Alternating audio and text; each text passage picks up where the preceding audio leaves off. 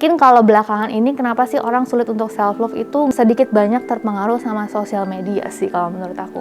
Apalagi kalau anak-anak muda ya gitu, kita siapa sih yang nggak punya akun sosial media, Instagram kayak atau TikTok gitu. Dan memang sudah banyak penelitian yang akhirnya bilang bahwa terlalu banyak menggunakan Instagram, sosial media yang lainnya itu berpengaruh buruk sih sebenarnya sama kesehatan mental. Ada penelitian yang bilang bahwa ketika kita sudah lebih dari 3 jam sehari akses Instagram, akses apalah itu begitu, itu udah pasti mengganggu kesehatan mental gitu. Kenapa? Karena ketika kita melihat Instagram, ibaratnya gini nih, pernah nggak sih kamu ngelihat IG story orang lagi berantem sama pasangannya atau lagi dimarahin mamanya?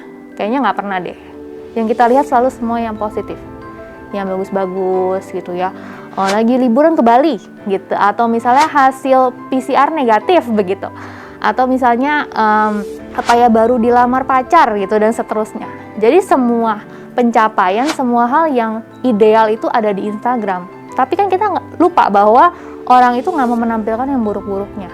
Ya, jadi mungkin self love itu menjadi sulit bagi anak zaman sekarang ya, karena ada pengaruh dari bagaimana sih Instagram itu punya representasi hidup yang ideal, hidup yang bahagia. Padahal kita tahu ya, Tuhan itu nggak pernah janji jalan selalu rata kan kalau kata lagu. Kita lupa bagian itunya, sehingga tendensi kita adalah, oh ya, kok hidup gue gini-gini aja ya, terus kok dia udah tiba-tiba udah punya mobil ya, gitu. Kita nggak pernah tahu kenapa dia punya mobil, dan kita nggak pernah tahu dia punya struggle apa ketika dia beli mobil. Atau ternyata dia beli mobil terus tapi orang tuanya sakit, misalnya kayak gitu. Kita nggak pernah tahu.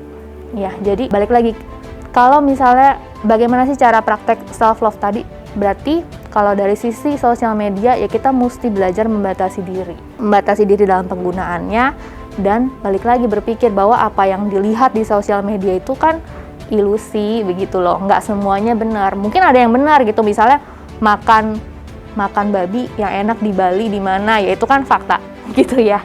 Tapi kan kemudian kita nggak pernah tahu 100% kehidupan orang seperti apa, sehingga kita sebenarnya nggak punya alasan yang sangat tepat tentang kenapa sih kita mesti iri sama orang lain. Itu kita nggak pernah punya alasan sebenarnya, karena setiap orang ibaratnya punya battle-nya masing-masing dalam hidupnya begitu.